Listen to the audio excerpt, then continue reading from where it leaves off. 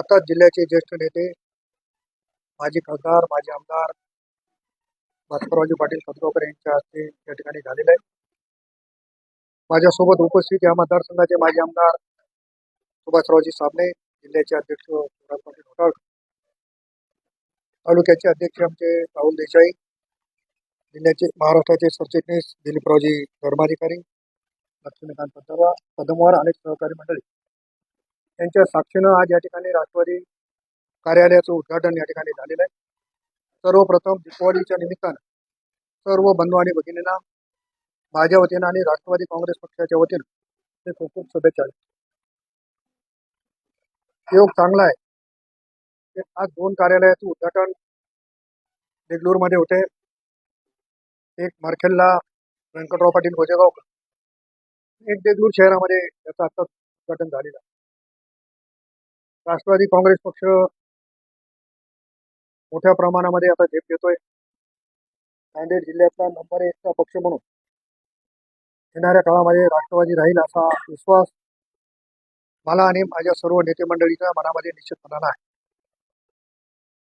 उद्याच्या 25 तारखेला राष्ट्रवादी काँग्रेसचे राष्ट्रीय अध्यक्ष, राज्याचे उपमुख्यमंत्री आदरणीय अजितदादा पवार साहेब, प्रदेशाचे अध्यक्ष खासदार सुनील तटकरे साहेब, माजी मंत्री नवाब मलिक साहेब, अन्य मान्यवर या ठिकाणी पक्ष प्रवेश सोहळ्याच्या निमित्तानं येत.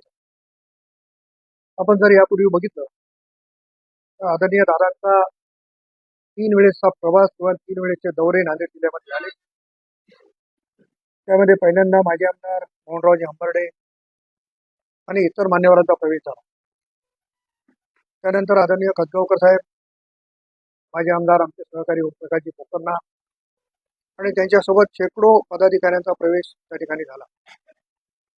त्यानंतर चव्हाणवाडीला जो कार्यक्रम झाला तेव्हा शेषरावजी चव्हाण आणि त्या परिसरातील सगळी मंडळी मोठ्या संख्येनं.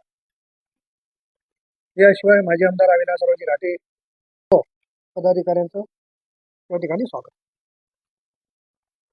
जैसे कि आपने कहा एक प्रदेश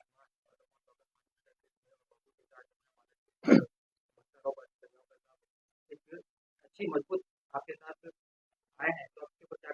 देखो, खतगांवकर साहब का तो आपको भी पता है, कई सालों से उन्होंने जिले का नेतृत्व किया है, आज भी राष्ट्रवादी का नेतृत्व कर रहे हैं. उनके नेतृत्व में हम सब लोग भागदौड़ कर रहे हैं.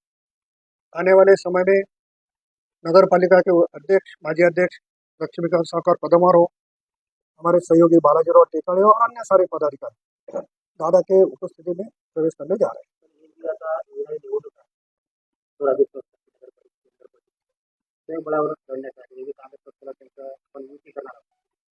नाही, श्रमविचारी पक्षासोबत युती करण्याचा प्रश्न निर्माण आपण बघितलं. तिन्ही पक्षाच्या नेत्यांनी म्हणजे आदरणीय देवेंद्र फडणवीस साहेब असतील, आदरणीय एकनाथराव शिंदे साहेब असतील का आदरणीय अजितदादा पवार साहेब यांनी त्यांच्या झालेल्या पक्षाच्या वेगवेगळ्या बैठकांमध्ये ज्या ठिकाणी शक्य असेल तिथे आम्ही मैत्रीपूर्ण लढू आणि जिथं शक्य नसेल तिथं सोबळावर लढावं लागेल अशा पद्धतीच्या सूचना दिलेल्या आहेत. त्याच्यातून काय संदेश घ्यायचा तो आपण देऊ शकतो.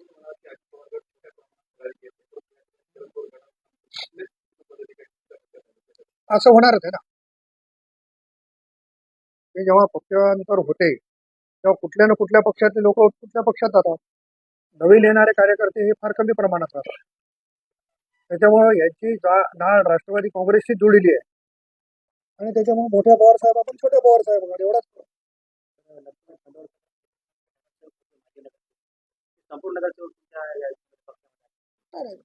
काही जण यायचं राहिले असतील तरी त्यांच्याशी संपर्क चालू आहे.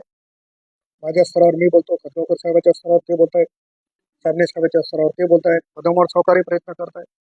त्याच्यामुळे राहिलेल्या लोकांना देखील आम्ही विनंती करून आमच्याकडे येण्याचा प्रयत्न करतो.